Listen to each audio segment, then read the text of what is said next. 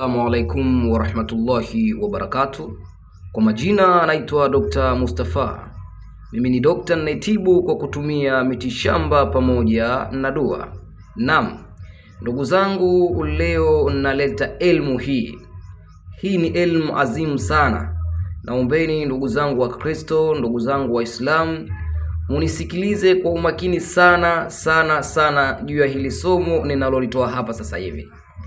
Kama wewe unahisi mpenzi wako ama mume wako ama mchumba wako anakudharau katika ndoa, hataki hata kukusikiliza, au umekimbiwa na mumeo, umekimbiwa na mke, unataka kumrejesha mke wako ama mume wako arejee nyumbani na awe na furaha na wewe na akupe kile unachokihitaji, ndicho leo ninachokwenda kukifundisha hapa. Kitu cha kwanza, unatakiwa uandae picha za wahusika. Ukishaandaa picha za wahusika, basi kazi itaendelea kama hivi mnavyoweza kuiona. Na hii kazi bado haijaisha. Hapa kuna utakiwa upatikane mshumaa wenye rangi nyekundu na mshumaa wenye rangi ya kijani. Ukishaandaa mishumaa mitatu, mmoja mweupe, mmoja mwekundu, mmoja mwenye rangi ya kijani, nini cha kufanya?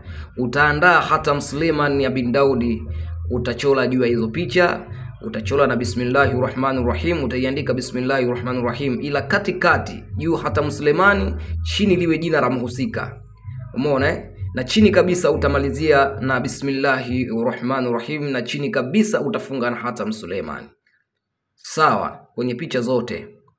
Kinachofuatika ni nini kwenye kuifanya hii kazi? Ndugu zangu, naombeni munisikilize. Unatakiwa uwe na dawa za aina 7 ama dawa za aina 5. Ukikosa 7 pata 5. Unatakiwa kwanza upate itinginya, upate chababila, upate mtwarigana, upate kasera ya bara. Sawa? Kuweza kupata kasera ya bara, pata na nyota ya bara. Sawa? Pata na nyota ya bara, sio nyota ile ya pwani.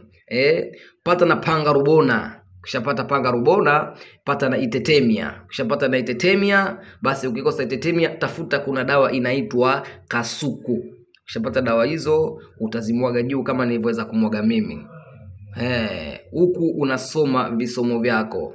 Utasoma aramtara kaifa rabbuka bi'asabil fil mara 7. Ukimaliza kusoma suratul fil, soma qulillahu mara 7. Ukimaliza kusoma qulillahu mara 7, isoma inna anzalnahu fi lailatul qadr, suratul qadr isome pia mara 7. Ukimaliza hapo, funga na atikulusiyu, isome mara 21, huku unamwagia hizo dawa. Ukishamaliza utaacha kazi hiyo. Huyo mwanaume hata kama alikuwa yuko Marekani, huyo mwanaume hata kama alikuwa yuko kwenye nchi gani, au huyo mwanamke alikukimbia kiasi gani, atarejea katika ndoa yako ama katika utawala wako ama katika mapenzi yako. Kwa yoyote mwenye kuhitaji msaada, tunaweza tukawasiliana. Assalamu alaikum warahmatullahi wabarakatuh.